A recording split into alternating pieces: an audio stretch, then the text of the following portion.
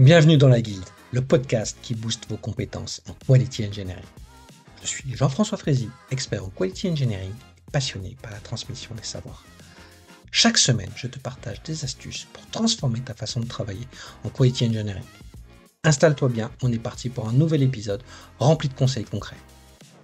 N'oublie pas de t'inscrire à ma newsletter pour recevoir du contenu exclusif et ne rien rater.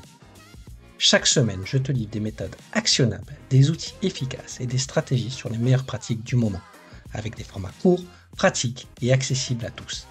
Alors abonne-toi maintenant pour ne rien rater. Aujourd'hui, je vais vous parler de soft skills. Souvent, on me demande quelles sont les compétences à acquérir pour devenir un leader dans la qualité logicielle. Que ça soit un test lead, un test manager, un coach QA ou un expert en automatisation des tests, euh, on a besoin d'acquérir un bon nombre de compétences, qu'elles soient techniques ou méthodologiques, aussi bien de maîtriser de la stratégie de test, des tests de performance, de maîtriser une chaîne CI/CD, de l'automatisation des tests ou encore le BDD. Tout ceci est indispensable et les deux piliers de maîtriser et les méthodes et les techniques sont vraiment solides et on doit vraiment les acquérir en continu. Mais pour moi, il manque un troisième pilier qui est non négligeable, qu'on doit développer tout au long de sa carrière. Il s'agit de développer les soft skills. Pour illustrer mon propos, je vais vous prendre une question que je pose souvent lorsque j'échange avec des automaticiens, que ce soit en entretien ou lors de différents événements.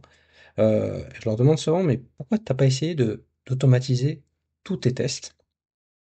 Et la plupart du temps, la réponse que j'ai, c'est parce que ce n'est pas la bonne pratique. En soi, je suis d'accord sur la réponse, mais moi ce que j'attends lors d'un échange, c'est de savoir pour quelle raison il ne le fait pas et en quoi c'est une bonne pratique dans son contexte.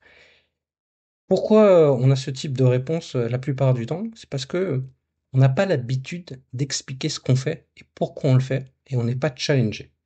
C'est pas quelque chose qu'on a développé dans notre parcours scolaire et non plus dans les entreprises, malheureusement.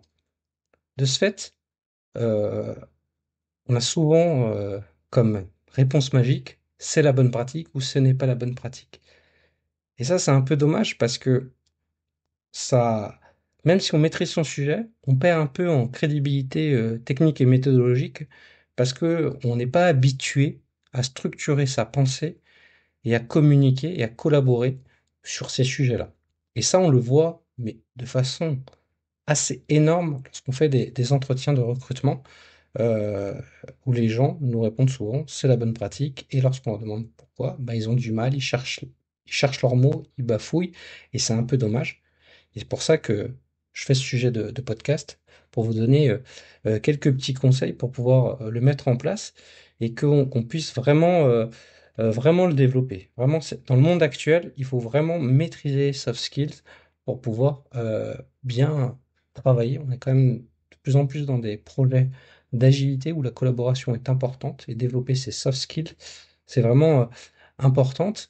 Et parmi ces soft skills, bien sûr, j'ai cité la communication, la collaboration, mais aussi la bienveillance, pardon, être à l'écoute, la capacité à être curieux pour toujours apprendre de nouveaux sujets et remettre en cause ce qu'on a appris par le passé.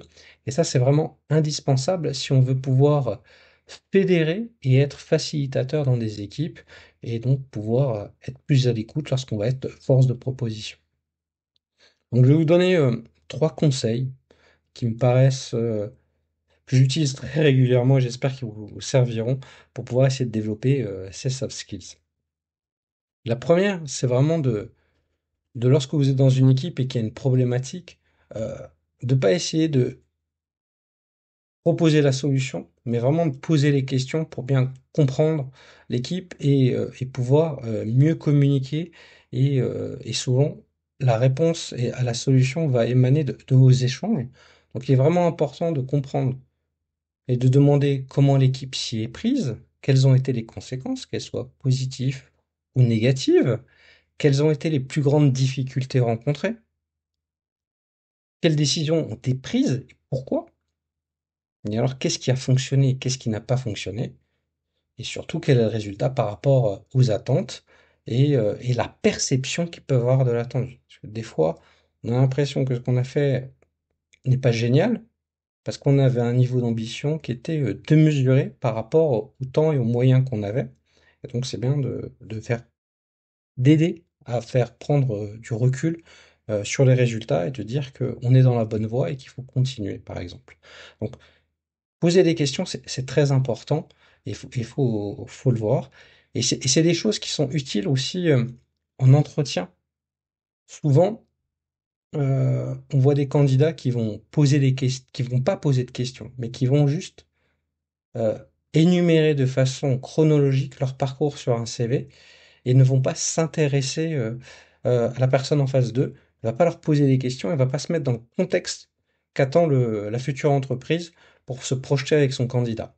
Donc si on ne pose pas de questions, c'est comme aller à son premier date et ne parler que de soi et de ne pas s'intéresser à l'autre. On a très peu de chances d'avoir un deuxième rendez-vous. Donc ça, c'est très important, la capacité à poser des questions et à écouter les réponses, c'est des choses qu'il faut développer dans son quotidien pour pouvoir le faire et ça va vous servir même pour vos futurs entretiens, pour ceux qui en passeront.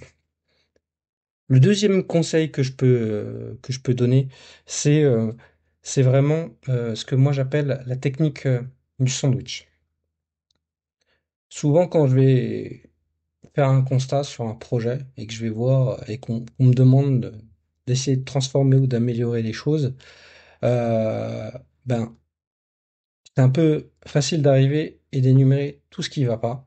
Et je l'ai vu très souvent avec des collègues ou des gens qui venaient de l'extérieur, qui arrivaient et qui pilonnaient le projet, l'équipe en disant ça va pas, ça va pas, ça va pas. Je sais pas si vous l'avez déjà vécu, mais quand vous recevez toutes ces informations négatives, et ben, vous retrouvez vraiment au fond du seau et se projeter dans une transformation, c'est un peu compliqué. Et surtout, la personne qui a dit qu'on faisait tout mal, ben, on va pas l'accueillir de la meilleure des façons lorsqu'il va essayer de nous accompagner et de nous transformer. Donc moi, la technique que j'ai, je vous ai dit, c'est la technique du sandwich. C'est déjà de lister toutes les choses qui sont très bien faites et bien faites, parce qu'il y a forcément des choses qui sont bien faites. En général, on arrive dans des projets qui sont déjà en production, qui tournent, qui font peut-être gagner de l'argent à l'entreprise, donc tout n'est pas à jeter.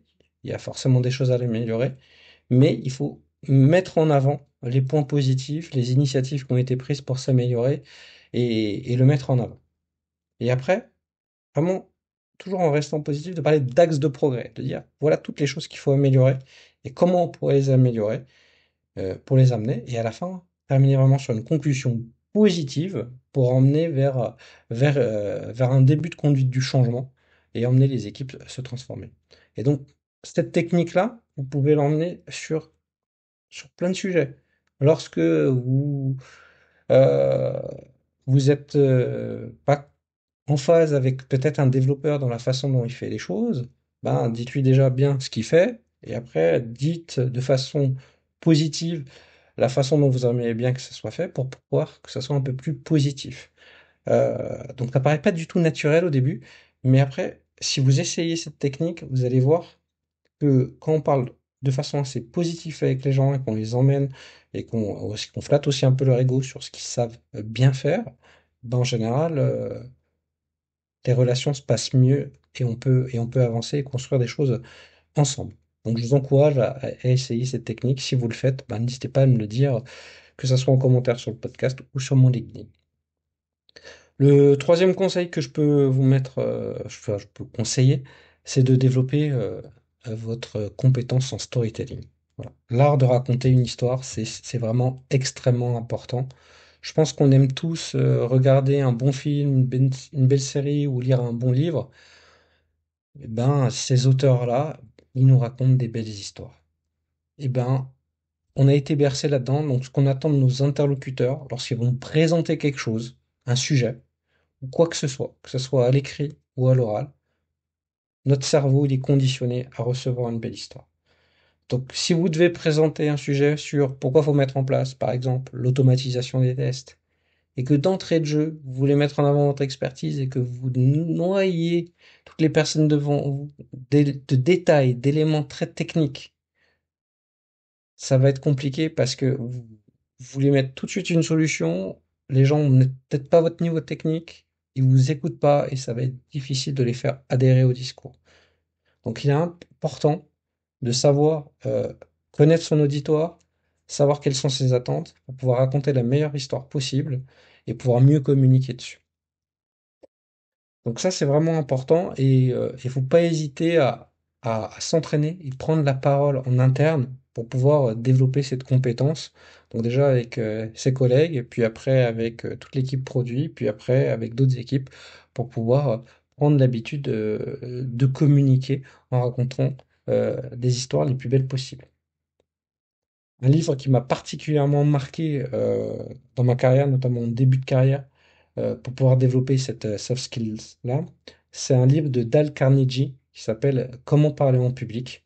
Donc c'est un petit livre, mais vraiment, pour moi, c'est une mine d'informations, une pépite à lire et à relire lorsque vous voulez présenter des nouveaux sujets. Je vous mettrai le nom et peut-être le lien vers Amazon sur la description de l'épisode. Alors, je touche rien de Dale Carnegie pour ça, mais c'est vraiment un livre que je vous encourage à lire, à partager et à essayer. Donc, pour conclure, je peux que vous encourager à développer votre capacité à bien communiquer et à bien écouter. Et le meilleur moyen, c'est de se confronter aux autres. Donc, si vous avez plutôt un côté facilité à l'écrit, bah, vous pouvez faire des blogs, des posts LinkedIn. Si vous aimez bien YouTube, bah, créer une chaîne YouTube. Vous pouvez aussi vous lancer dans des conférences, mais peut-être que ces pas-là sont peut-être un peu trop. Le, Peut-être le moyen le plus facile pour essayer de travailler ces soft skills, bah, c'est au sein de votre projet, à essayer d'expliquer ce que vous faites à vos collègues, aux autres projets, et de prendre l'habitude de prendre un peu plus la parole et vraiment de se confronter aux autres et de challenger ce que vous avez mis en place.